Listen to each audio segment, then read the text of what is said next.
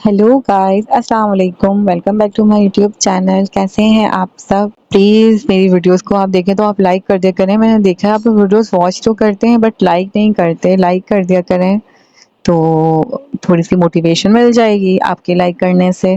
और अगर आप लोगों को मेरी स्टोरीज पसंद आती हैं तो कमेंट्स में अपनी राय ज़रूर दिया करें और मेरे चैनल को सब्सक्राइब कर लें। हमारा नॉवल चल रहा है Carpe Diem by Rabia Khan. Episode number आज हम पढ़ेंगे 15, पेज नंबर 368। सो स्टार्ट करते हैं। अच्छा, मैं ना थोड़ी सी समरी दे देती हूँ कि क्या चल रहा है। अचानक से शुरू हुआ है तो शायद आप लोग कंफ्यूज हो गए होंगे, लेकिन जो फर्स्ट एपिसोड से सुनते हुए आ रहे होंगे उन्हें पता होगा कि अभी ये क्या चल रहा है। यहाँ ये स्टोरी है सलीना की और यासिर की। जो सलीना शोबिस में एक मॉडल है और शोबिस में ही यासिर उसका गार्ड है। और क्या नाम है, अब उन दोनों के बीच में एक मोहब्बत की दास्तान शुरू हुई है। आगे क्या होने वाला है कि सलीना के साथ बहुत सारे मसले मसाइल हैं और यासिर उसे गार्ड कर रहा है और यासिर उसे पसंद करने लगा है। उसको खुद भी नहीं पता चला कि कब ऐसा हुआ। तो उन दोनों की एक नोक झोंक, उन दोनों की लव स्टोरी दिखा रहे हैं और सुना रहे हैं। आगे भी यही होगा। अभी जो सिचुएशन स्टार्ट हुई है कि वो उसके साथ रैंप पे वॉक करता है और जिसकी वजह से सारे गार्ड्स जो हैं वो सब हैरत होते हैं। और क्या नाम है, जो सारी एजेंसी होती है गार्ड्स की वो हैरत में है कि यार ये क्या हो रहा है। यासिर की माँ भी हैरत में है, उसके दादा भी हैरत में है, बहुत सारे लोग हैरत में है कि यासिर इतना सीरियस बंदा ये क्या कर रहा है। और कोई सब जानते हैं सलीना की वजह से कर रहा है, लेकिन सलीना की वजह से वो क्यों कर रहा है, आखिर वो क्यों इतना मजबूर हो गया है। तो आगे क्या होने वाला है, कहानी बहुत इंटरेस्टिंग है। मैं खुद भी कल से सोच रही थी कि आगे क्या होगा। अब में पढ़ते हैं तो पता लगाते हैं कि आगे क्या होगा और कितना मजा आने वाला है। कोई सिचुएशन हुई होगी यकीनन। ऐसी क्या सिचुएशन हुई होगी भला? हुई होगी, हमें उसकी वजाहत का इंतजार करना चाहिए। उसके उस एतमाद से खड़ी सलीना को देखकर हनीफे का दिल पिघल ही तो गया था। मेरी बेटी कितनी प्यारी है ना चीफ, वो मुस्कुराकर कहे बगैर नहीं रह सके थे। सलमान ने भी मुस्कुराकर सर इस बात में हिलाया था। वो दोनों अब स्टेज से वापस पलट रहे थे। तालियों में कान पे पड़ी आवाज ना देती थी। स्टेज इतना चिकना है, ऊपर से भारी लिबास और सोने पे सुहागा। ये कई इंच लंबी हील्स, ध्यान से चलो, अगर गिरी तो मैं उठाऊंगा नहीं, यहीं छोड़कर चला जाऊंगा। वो दोनों एक दूसरे को जले कटे जवाब देते वापस चले आए थे स्टेज पर कई कपल्स के साथ। उन्हें भी एक कतार में खड़ा होना था। उसी पर अंधेरे कमरे में बरजमान एक शख्स उन्हें बेहद सर्द निगाहों से तक रहा था। फिर वो उठ खड़ा और आगे बढ़कर टीवी बंद किया। उसका वजूद अंधेरे में ही अंधेर ही लग रहा था। उसके बाजू पर एक निशान था, एक जला हुआ कुंदा गया निशान, अधूरे दिल का निशान। समरीन रजा के बंगले पर आज आज सस्पेक्ट्स को पूरा एक हफ्ता गुजर चुका था। कत्ल घर के अंदर हुआ था, वो भी लॉन्च के एन दरमियान। अरमान स्पेक्स टीम के साथ एक बार फिर से क्राइम सीन पर मौजूद था। बंगले के उगबी और बैरूनी हिस्सों पर भी सस्पेक्ट्स टीम के लोग काम कर रहे थे। हाथों में सफेद दस्ताने पहने अरमान संजीदगी से एक तिजोरी के सामने झुका हुआ था। वह एक को कई बार देख चुका था। समीर रजा के कमरे को आखिरी दफा तंकीदी निगाह से देखकर वो बाहर निकल आया था। लम्हे भर को उसने सर उठाकर लॉन्च की छत की जानिब देखा और कुछ था कि वो अगला सांस नहीं ले सका। छत मध्यम से सफेद रंग की थी, बिल्कुल साफ, लेकिन उस पर खून के चंद छींटे लगे हुए थे। उसकी आंखें ना समझी से सुख रही थी। सस्पेक्ट टीम का एक बंदा उसके जानिब कुछ दिखाने पड़ा तो उसे छत की जानिब देखकर अपनी जगह ठहर गया। एक लम्हे को सर उठाकर देखा, छत पर खून के छींटे थे, गहरे सुर्ख रंग के, जो वक्त के साथ साथ अब स्याह पड़ते जा रहे थे। ये खून यहाँ कैसे आया? अकरम ने नासमझी से पूछा था। अरमान की निगाहों ने छत से लॉन्च की जमीन तक सफर किया। हमें हथियार का अब तक इल्म नहीं हो सका है ना? उसने याद दहानी के लिए पूछा था। अकरम ने इस बात में सर हिलाया। अरमान अब छत और लॉन्च के दरमियान मौजूद फासले को अपनी निगाहों से टटोल रहा था। गालिब ख्याल यही कि हथियार बहुत बारीक नोयत का है, अकरम ने कहा तो उसने सर इस बात में हिलाया। छत और जमीन का फासला इतना ज्यादा नहीं है। ये लॉन्च जापानी तौर पर बनाया गया है, उसकी सीलिंग और फर्श के दरमियान ज्यादा स्पेस नहीं होता, इसलिए ये खून के छींटे छत पर जा लगी हैं। मतलब अकरम को तो उसकी बात समझ नहीं आई थी। मतलब ये कि जब उसने विक्टिम के सर पर जोरदार हथियार से एक दफा वार किया तो उसके सर से निकलता खून उस हथियार पर लग गया, लेकिन विक्टिम एक वार के बाद भी जिंदा रही। जब उसने दोबारा वार करने के लिए हथियार ऊपर उठाए तो ये उसने छत पर लगे खून के छींटों की जानिब इशारा किया। खून के छींटे यहाँ आ लगे। अकरम के लब ओह में सिकुड़े थे। रिपोर्ट में यही दर्ज है कि विक्टिम के सर पर एक से ज्यादा दफा वार किया गया है। उसकी खोपड़ी दरमियान से अलग हुई थी। बिल्कुल, वो विक्टिम के मर जाने के बाद भी कई दफा उसके सर पर हथियार से मारता रहा है। सिख है ये आदमी, उसने अफसोस से भारी सांस खारिज की थी। लेकिन कातिल ने बार बार वार क्यों किया? वो तो पहले ही 2 बार में मर गई थी। OCD, उसने बेसाख्ता कहा तो अकरम चौंका। इंस्पेक्शन के बाकी लोग भी लॉन्ज में चले आए थे और अब वो सब भी सर उठाए छत पर लगे उस फोन को तक रहे थे। OCD, उसका यहाँ क्या लेना देना? उसके सवाल पर अरमान ने सर इस बात में हिलाया और एक को हाथ से इशारा किया। उस खून को लेबोरेटरी में इंस्पेक्शन के लिए भेज दो, टेस्ट करो ये खून समरीन रजा का भी है या नहीं। उसके हुक्म पर अब वो उस खून के सैंपल्स लेने लगे थे। ऑब्सेसिव कंपल्सिव डिसऑर्डर, एक ऐसा डिसऑर्डर जो मरीज को एक ही काम बार बार करने पर मजबूर करे। एक ही काम के साथ इंसान ऑब्सेस्ड होकर उसे बार बार करना चाहे और खुद को रोकना उसके लिए कठिन हो। जैसे आप एक बार हाथ धोने के बाद भी अक्सर अपने हाथों को बार बार धोते हैं, आपको लगता है आपके हाथ ठीक से साफ नहीं हुए। हालांकि ये सब वहम होता है, लेकिन आपके दिमाग को लगता है कि ऐसा नहीं है। ये एक पैटर्न है जो वक्त के साथ साथ मरीज की जिंदगी के हर काम में दाखिल हो जाता है। हाथ धोने से लेकर वो जिंदगी की हर चीज को बार बार करने की कोशिश करता। उसने यहाँ भी यही करने की कोशिश की है। अकरम मुंह खोले छत को तक रहा था। हो सकता है कि उसे डिसऑर्डर ना हो, वो बस परफेक्शन से अपना काम करने का आदी हो। परफेक्शनिस्ट विक्टिम के मर जाने पर रुक जाता, लेकिन डिसऑर्डर का शिकार इंसान विक्टिम के मर जाने पर भी खुद को नहीं रोक पाया। उसने फोन निगाहों के सामने किया और अकरम को हाथ से इशारा करते बाहर निकल आया। अजीम, समरीन रजा की ऑटोप्सी रिपोर्ट मौजूद है तुम्हारे पास? गाड़ी का दरवाजा खोलकर अंदर बैठता वो दूसरे जानिब की बात सुन रहा था। ठीक है, मैं आ रहा हूँ, रिपोर्ट निकाल कर रखो, उसने कहकर फोन डैशबोर्ड पर डाला और गाड़ी आगे बढ़ा ले गया। वो दोनों स्टेज से उतर आए थे। फैशन शो अपने अख्ताम को पहुंचा था। सरीना ने आसपास फैंस का जम गफीर इकट्ठा होने लगा तो यासिर को उस डिजाइनर लिबास में भी उसका गार्ड बनना पड़ा। वो ऑटोग्राफ देती उसकी जानिब हंसी दबाकर देख रही थी। आप सरीना जी के बॉडी गार्ड हैं? एक लड़की ने पलटकर उसके जानिब देखा था। यासिर ने सर इस बात में हिलाया। आप गार्ड हैं? फिर आपने उनके साथ रैंपा वॉक क्यों की? एक और लड़की बोली थी। जिस मॉडल ने मेरे साथ वॉक करनी थी वो भाग गया, फिर इस बेचारे को ही बली का बकरा बनाना पड़ा, सलीना ने अफसोस से कहा था। लेकिन मजाल है, जो उसके अंदाज में जरा सा भी अफसोस महसूस होता, वो जाहिर तौर पर यासिर की पोजीशन से हज उठा रही थी। आपका बकरा तो बहुत हैंडसम है सरीना जी, एक कहीं से बोली थी तो हर जानिब से हंसी उभरी। सरीना को बेतहाशा गुदगुदी हुई थी। उसका बकरा बहुत बेजार खड़ा था। कुछ पल वो अपने फैंस के साथ बातें करती रही। यासिर पीछे हो गया था। वो सरीना के पीछे खड़ा ताकि वो अपने फैंस के साथ सुकून से बात कर सके। यकदम ही हुजूम से एक लड़का भी सरीना की जानिब ऑटोग्राफ लेने बढ़ा। सरीना अब मुस्कुराकर उस 18 साल प्यारे से लड़के को ऑटोग्राफ दे रही थी। क्या नाम है तुम्हारा? इबाद। वो मुस्कुराई थी। प्यारा नाम है, थैंक यू, आप भी बहुत प्यारी हो, वो बोला तो सरीना मुस्कुराया। उसका दिल आज बहुत खुश था। उसने ऑटोग्राफ देकर उसके जानिब पैड बढ़ाया। क्या मैं आपको एक बार गले लगा सकता हूँ? लड़कियां हंस दी थी और सरीना ने हैरत से उसके जानिब देखा था। फिर मुस्कुराकर जूं ही आगे बढ़ने लगी तो यासिर ने उसे हाथ से पकड़कर रोक लिया। उसने चौंक कर गर्दन फेरते हुए उसे देखा था। क्या आप से गले नहीं मिल सकती? वो आगे बढ़ाया था, एक हाथ से सरीना को थामे हुए, एक जानिब किए हुए। इबाद नामी लड़के ने मायूसी से सरीना की जानिब देखा। मैं क्यों इससे गले नहीं मिल सकती? सरीना भी इतनी ही हैरत से पूछा था। यासिर ने गहरा सांस लेकर उससे घूरा। बस नहीं मिल सकती, कुछ सिक्योरिटी खतरात के पेश नजर वो किसी भी मर्द को हाथ नहीं लगा सकती। आप भी तो मर्द हैं, लड़के ने नागवारी से कहा। तो मैं उनका गार्ड। तुमने मुझे क्यों नहीं बताया कि मैं सिक्योरिटी खदशात की वजह से किसी मर्द को हाथ नहीं लगा सकती? सरीना की हैरान आवाज एक बार फिर से उभरी तो यासिर ने करहा कर आंखें मींची। तुम तो चुप करो यार, उसने धीमी आवाज में उसे तंबीहा की थी। लड़का मायूस होकर चला गया। लड़कियां भी छट गईं। वो दोनों लिबास तब्दील किए ड्रेसिंग रूम के बाहर आ खड़े हुए। ऐसी कौन सी सिक्योरिटी है जिस पर वो अपने फैंस को गले नहीं लगा सकती? सायरा ने पूछा तो उसने कंधे उचकाए। तुम्हारा गार्ड मेरी समझ से बाहर है सलीना, उसने साथ खड़ी सलीना को कहा तो वो भी बेबसी से गहरा सांस भरकर रह गई। तुम्हारी क्या? ये तो मेरी समझ से भी बाहर है। बेचारा इबाद इतना मायूस होकर चला गया। बच्चा नहीं था वो, यासिर ने खुफगी से कहा तो वो दोनों चौंकी। 18 साल का लड़का हमारे लिए बच्चा ही है यासिर, लेकिन मेरे लिए बच्चा नहीं है। तुम्हें क्या मसला है? इतना प्यारा बच्चा था वो। प्यारा नहीं था वो, ठहर ठहर कर कहा तो सायरा की हंसी बेसाख्ता हो। सरीना हैरत से मुंह खोले उसका चेहरा देख रही थी। तुम इतने रूखे क्यों? गार्ड ऐसे ही होते हैं। नहीं, ऐसे नहीं होते। साहिर इतना स्वीट था, उसने खुफगी से तरक कर कहा। वो असर लिए बगैर डीटों की तरह खड़ा रहा। सायरा उन दोनों को लड़ता छोड़कर अपने काम की जानिब बढ़ गई थी। उसे अभी यहाँ मजीद कई घंटे लगने थे। वो उन दोनों के साथ अपना वक्त नहीं बर्बाद कर सकती थी। वो दोनों भी बाहर की जानिब बढ़ आए थे। पार्किंग एरिया की जानिब खामोशी से बढ़ते हुए यासिर चेहरा घुमाए बगैर तनकीदी निगाहों से जायजा ले रहा था। तुम आज यहाँ क्यों आए थे? अपने कार के पास ठहरकर उसने पूछा था। स्वीट से साहिर ने कहा था कि सरीना को किसी और गार्ड के हवाले मत करना, वो बहुत जल्दी हर एक पर भरोसा करके अपने अक्लमंद होने का सबूत देती हैं। उसी जवाब पर वो बेबसी से हंस दी थी। फिर चेहरा उठाकर उसे देखा। इबाद कितना प्यारा लड़का था। साहिर कितना सॉफ्ट गार्ड है। तुम इतने तुम क्यों इतने बदतमीज हो? क्योंकि मैं इबाद और साहिर नहीं हूँ। सलीना ने उसके जवाब पर गहरा सांस लिया था। आज के लिए बहुत शुक्रिया, कोई जरूरत नहीं। इबाद और साहिर तो मुझसे ज्यादा अच्छे हैं ना।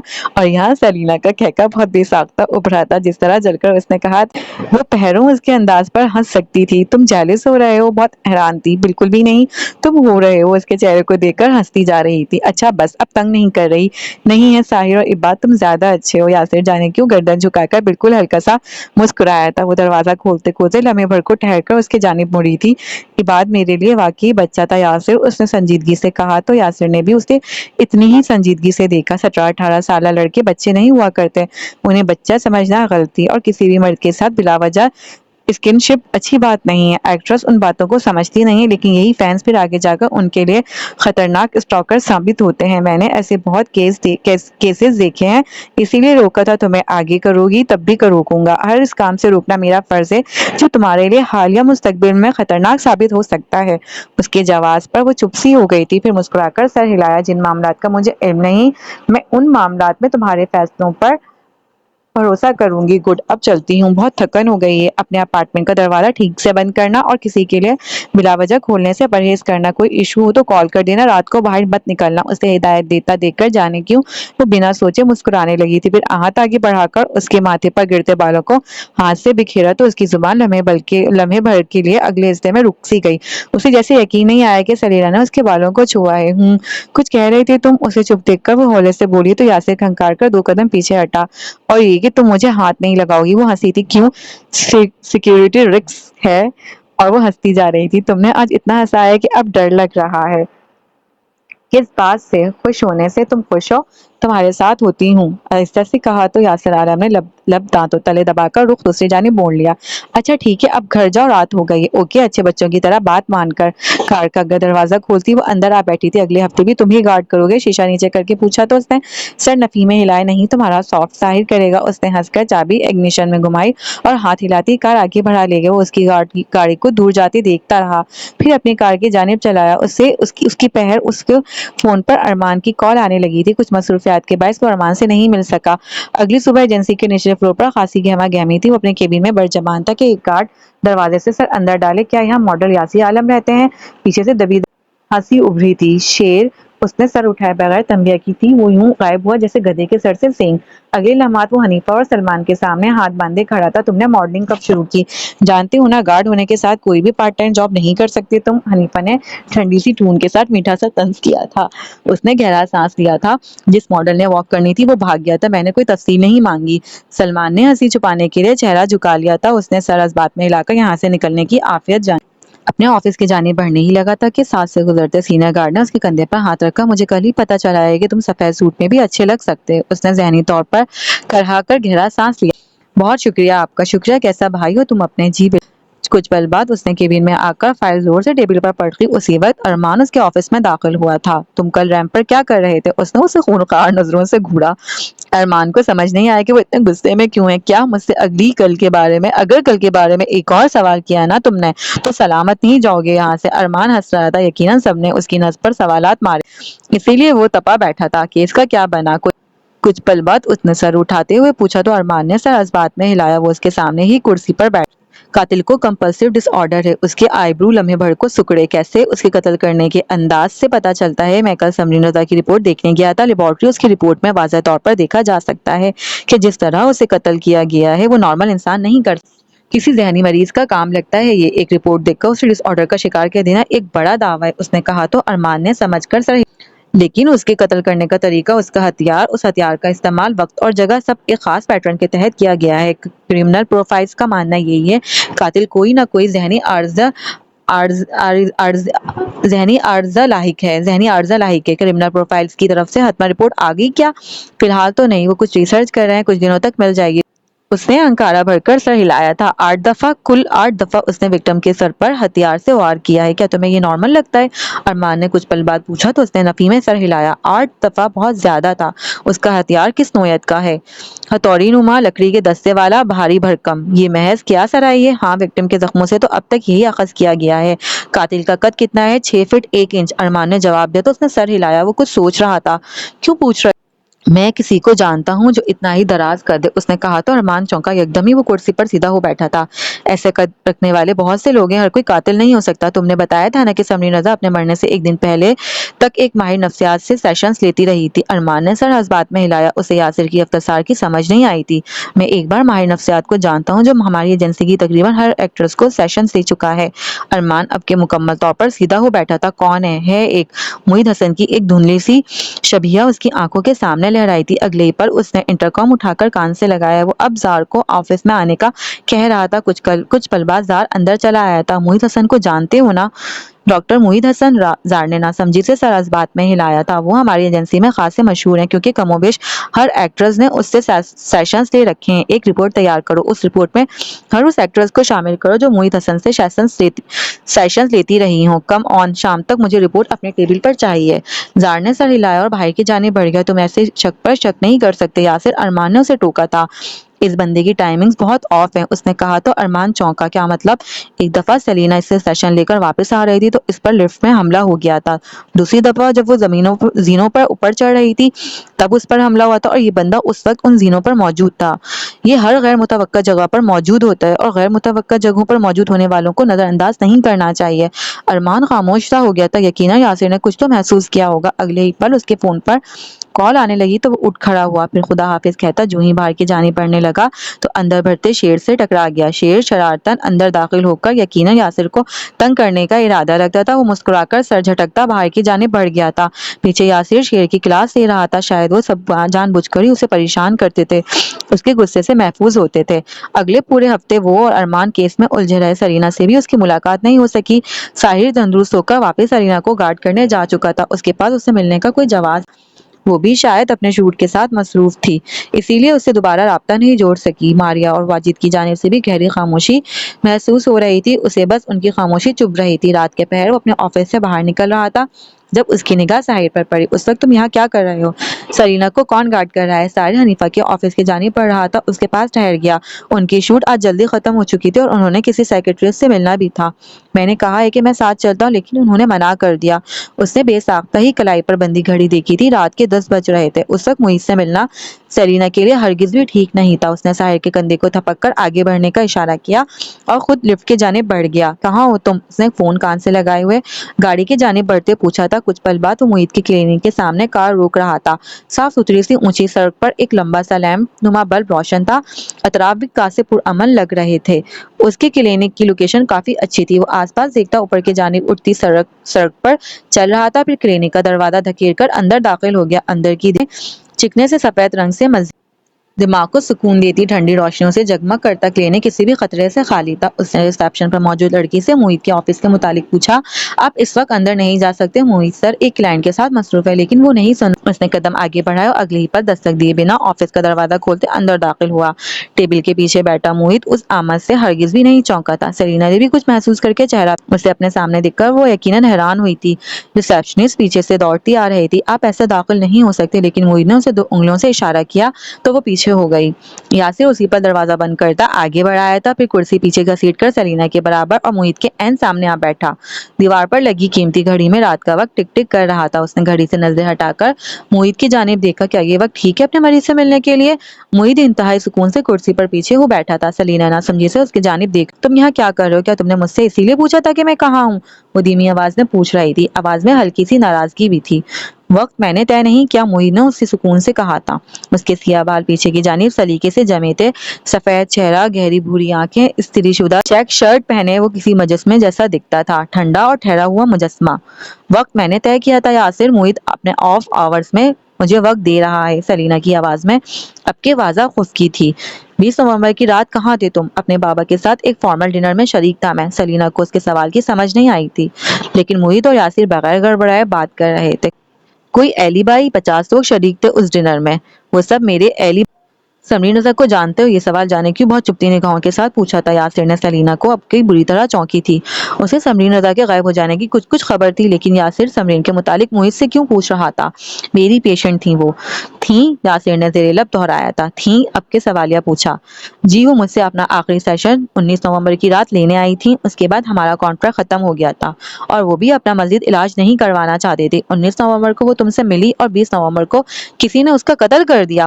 سیلینا کی آنکھیں قتل لفظ پر پھٹ گئی تھیں. اس نے کھلے لبوں کے ساتھ یاسر کی جانب دیکھا تھا, ایک نظر محیط پر بھی ڈالی, لیکن وہ چونکا ہوا نہیں لگتا تھا. شاید وہ اس خبر کے بارے میں جانتا تھا.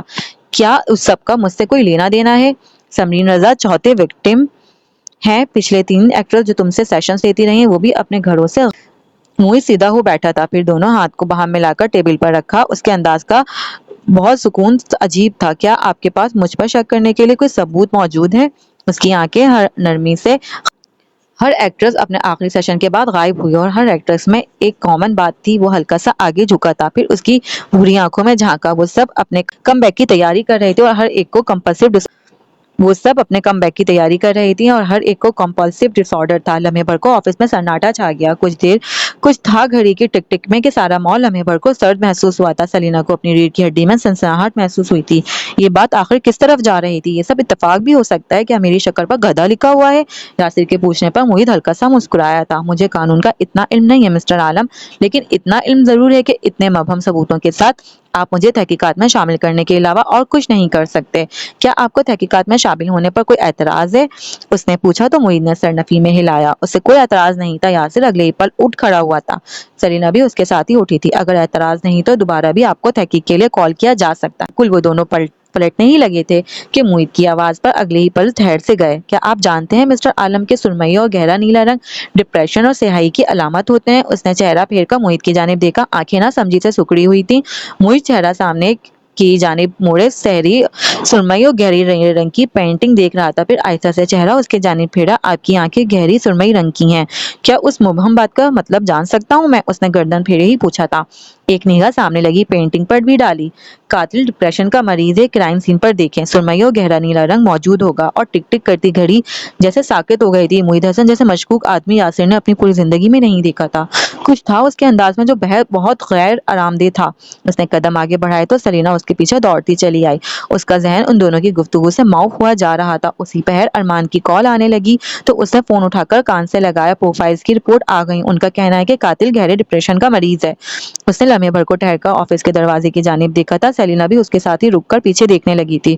اس کا دل اچانک سے بہت گھبرا رہا تھا. اپنے آفس میں برجمان محیط حسن نے دروازہ کھول کر دیکھا. کچھ لمحے وہ ایسے ہی دیکھتا رہا, اور پھر دروازہ بھاری بھرکم سی ہتھوڑی نظروں سے غائب ہو گئی. اس کا پچھلا سکون تھم گیا تھا. اب وہ سرد پڑتی سرخ آنکھوں سے آفس کے بند دروازے کی جانب دیکھ رہا تھا. ٹک ٹک پھر سے شروع ہو گئی تھی. کچھ تھا جو اسے اپنے ہاتھوں سے پھسلتا ہوا محسوس. گاڑی میں گہری خاموشی تھی. سلینا کی کار یاسر کی کار کے پیچھے تھی. وہ اسے اس کے اپارٹمنٹ تک چھوڑنے جا رہا تھا. اپارٹمنٹ کی عمارت تک پہنچ کر وہ اپنے کار سے نکل آئی تھی. یاسر نے بھی کار کا دروازہ اپنے پیچھے بند کیا اور باہر نکل آیا. یہ سب کیا تھا یاسر؟ کیا تم محیط پر شک کر رہے ہو؟ وہ ایک بہت اچھا انسان ہے. وہ قاتل نہیں ہو سکتا. اس نے بے چینی سے کہا تو یاسر نے گہرا سانس لیا. پھر اس بات میں سر ہلایا. وہ خود بھی الجھا سا لگ رہا تھا. جاؤ دروازہ ٹھیک سے بند کرنا, اس نے کہا, لیکن وہ اپنی جگہ سے ہلی تک نہیں. پہلے تم مجھے بتاؤ کیا چل رہا ہے. کون سی 4 ایکٹریس غائب ہیں؟ وقت آنے پر بتاؤں گا. ابھی سب کچھ کانفیڈینشیل ہے, اور تمہاری جان خطرے میں پڑ سکتی ہے یہ سب جان کر.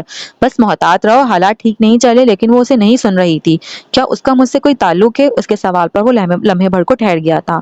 وکٹمز میں ہمیشہ کوئی ایک بات کامن ہوتی ہے جس سے تحقیقاتی ٹیم قاتل یا اغوا کار کا تعین کرتی ہے. یہاں پر بہت چیزیں کامن ہیں. سب ایکٹریس ایک ہی بندے سے نفسیات کے متعلق سیشنز لیتی رہی تھیں. ملتے ہیں اپنی اگلی ویڈیو میں. تب تک کے لیے اللہ حافظ.